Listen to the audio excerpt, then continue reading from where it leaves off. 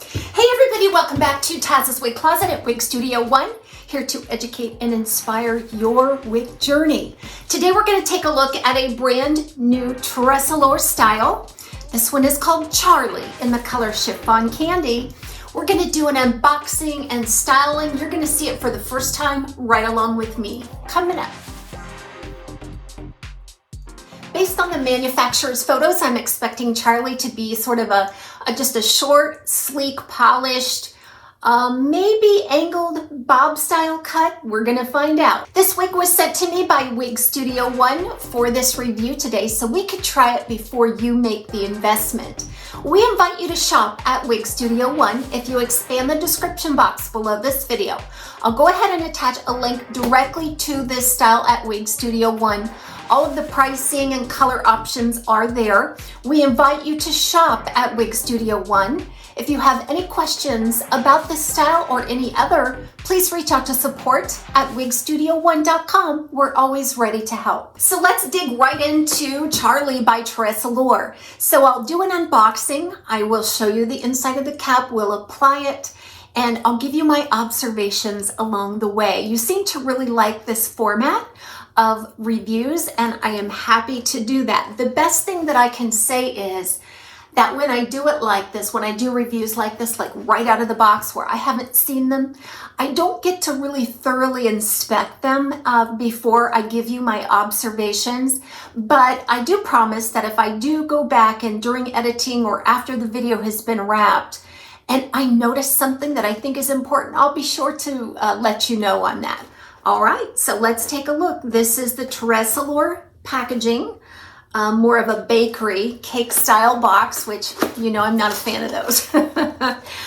They're ample. That's about all I can say. So let's go ahead and take a look on the inside. Oh, maybe we're a little upside down here. Cardboard forms. It's well protected.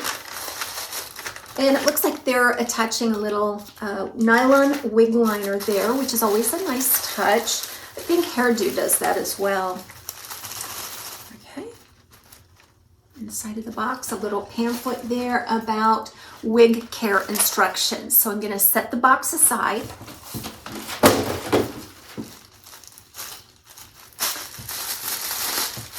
Removing the net.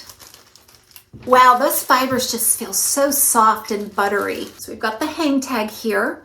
Now let's go ahead and look inside of the cap. I'm going to turn this inside out, but I'm going to look at it first, just so that I don't run the risk of missing something important with the cap. Oh, that's a nice looking cap, I'll tell you. I love this extended lace front, single mono top. Okay, so here we've got that lace front that extends deep into that ear tab. Don't you love that? I know I do.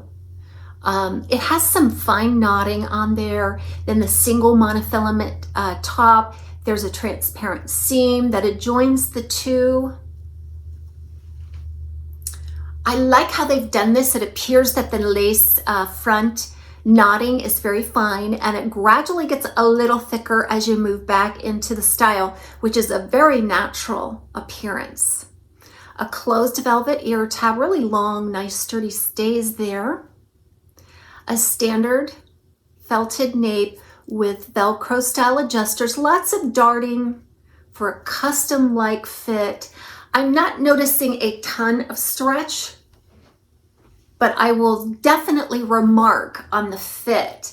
I'm going to try this on without shaking it out, without doing any maneuvers, so that I can give you an idea of the fit and what it looks like. I mean, directly out of the box. But the first thing I'm going to do is remove the hang tags.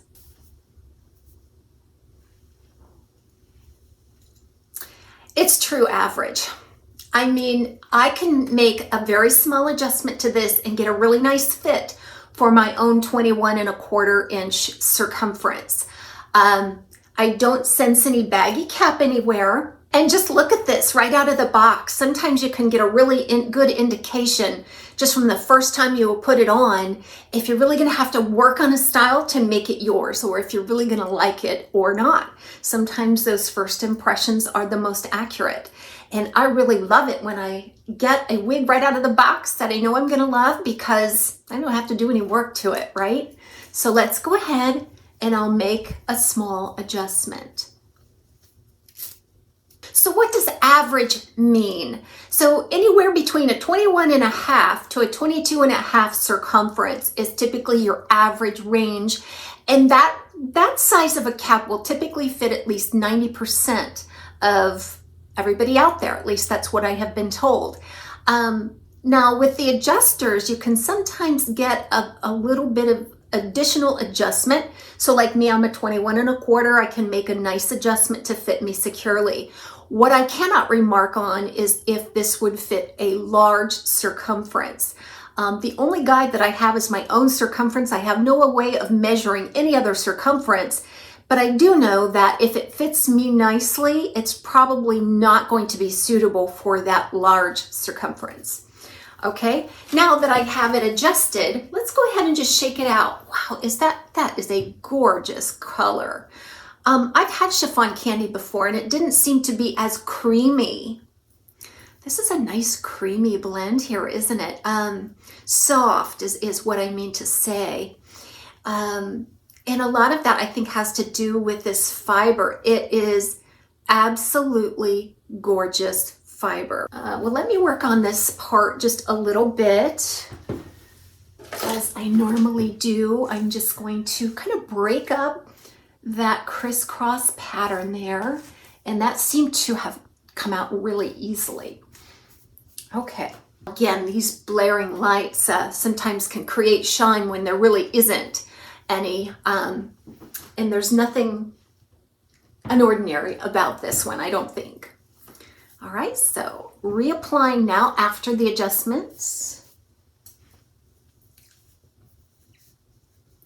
Ear tabs, nape. Okay. Wow, it's really a very beautiful, beautiful style.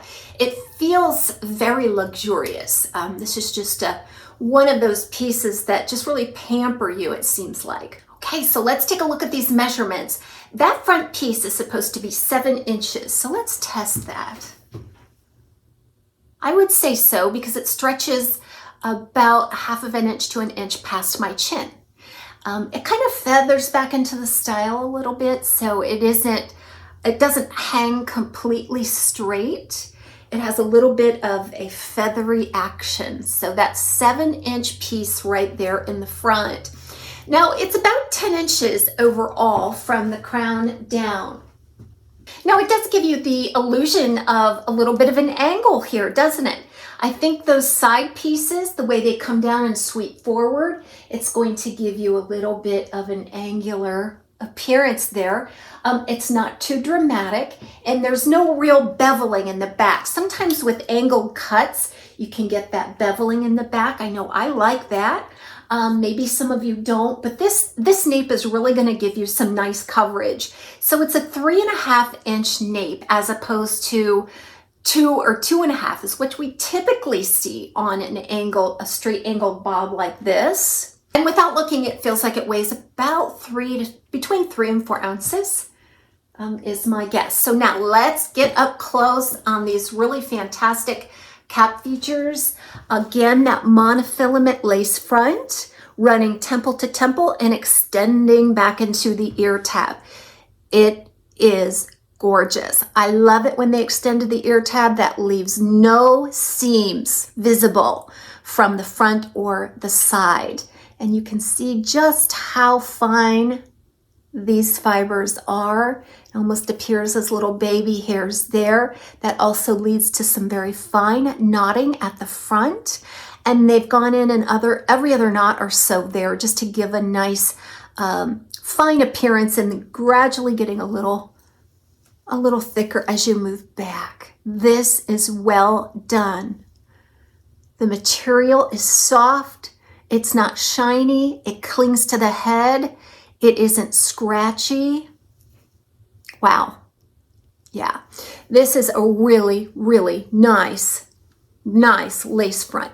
Okay, so on the top, I think you can definitely see through to the illusion of scalp there. It's a single hand-tied monofilament.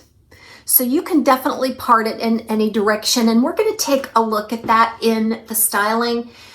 Now, what you have to remember is that when you go to change your part on a single monofilament top, like a full monofilament, you think, oh, I can part this in any direction. And you absolutely can.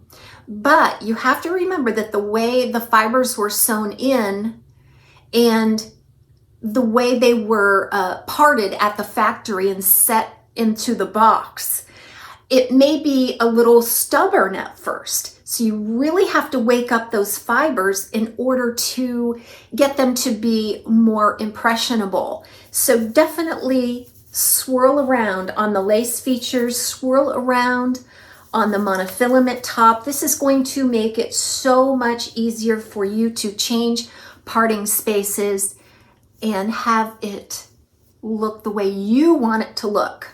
Okay, so you can see just by switching the part here, it's created a little bit of resistance and lift on the top because of that. Now, if you continue to train it and wear it that way, it will settle. If you like the lift, you may end up having to use some product in the hair to, get it to stay, at least initially. But then I just completely changed the part. And I rather like that because what I noticed here on this was that when I first applied it, it almost appeared as though there was a little bit of box hair, a bend or a buckle right there. And again, that will work itself out. I'm not too worried about it. Now, what I do want to talk to you about, though, is the permatease. So this one has a lot of permatease on it, and it's right here on the sides. So there's no permatease on that monofilament top, but right at the temple, it's thick and heavy and pillowy, and that's to kind of prop up, the sides into that classic bob shape, okay? There's permatease all throughout the crown and the back and nape, all right? So it's not a heavy presence of permatease. Like, that's all I can think about is the permatease on this. It isn't like that, but it's definitely enough to keep this style propped up in this particular shape. Now, what you can do is use the heat of your hands. I'm not a big fan of volume on the sides, but I can use the heat from my hands and get underneath the hair and just compress that permatease layer. And the heat from my hand against the heat from my scalp will shrink it a little bit. Now, this isn't a permanent thing that I'm doing. And there is no, just for the record, there is no safe way to remove permatease. I mean, you might see some hacks out there with hair dryers or steam or whatnot, but I just caution you because when you alter the permatease, you alter the style, and it can get beyond the point of no return pretty quickly when you're working with the permatease. Definitely get in there and just use the heat of your hands to mock up some lift. Now, sometimes that's not going to be sustainable unless you use some product, some hairspray or some contour cream or something, but you can see just how impressionable this fiber is. Gorgeous, gorgeous style. And I just want to get in there and keep working it even more. What I'm noticing about this style also is that even though it's kind of classic in its design, it's also very versatile. I don't like sophisticated styles. I think they, it doesn't reflect my personality. We are all different. But this style here, I can see it going from the office where you may have to be a little more conservative with your styles to something really fun and casual for evening, weekends, days off, date nights. Look at this fiber, how well it responds to heat and also how well it separates with just a flick of the hand. very feathery and separated, effortless, swept look.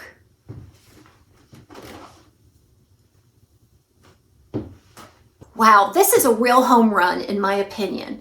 Just all the way around with the quality, with the design, the details, and this fiber is phenomenal. Wow, I just about forgot to talk about this color, Chiffon Candy. So the Chiffon Candy is supposed to be like a dark gold blonde with a pale gold blonde highlight. All of that on a medium brown root. Now, I know that when you hear the word gold, that is a trigger for a lot of us. It says, no way, I'm not doing gold. What you may not realize is that a gold blonde also has a temperature. It can be anywhere from cool to warm. It can have different gradients of yellows and brassiness that comes through. So I would like to impress on you that, yeah, I mean, I agree with the assessment here that it is a mix of some gold blondes, but they're cooler gold blondes. They're not yellow, they're not brassy. And it almost leaves a bit of a neutral feeling. This color has a bit of a neutral feeling. Now this medium brown root, no brassiness, no magenta tones in this root from what I can see right here in the camera. It actually, and you know, I always hesitate to say it's ash tone because a lot of times when you get into a medium golden brown, you can get anywhere from brassy to magenta or just something really nice and neutral and natural. And I think that's what this one is. I think this is a nice neutral natural root. There's no abrupt stark lines that demarcate the root with the body, the main body, the color. It looks very natural in a grow out pattern, a subtle transition. It's really gorgeous. It really is.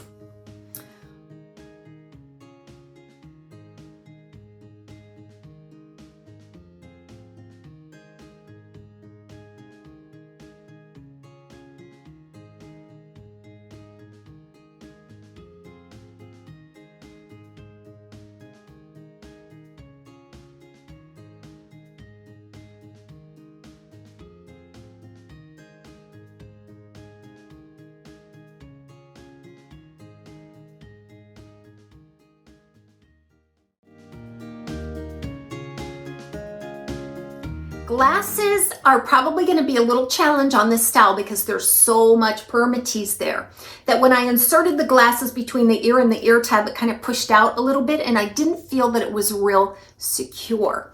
So I'm probably going to have to insert the glasses arms below a weft or hook it into the back weft a little bit there to keep it secure. So that's just fine with me. I'm not feeling uncomfortable and it feels secure just by inserting it into the weft behind the ear tab.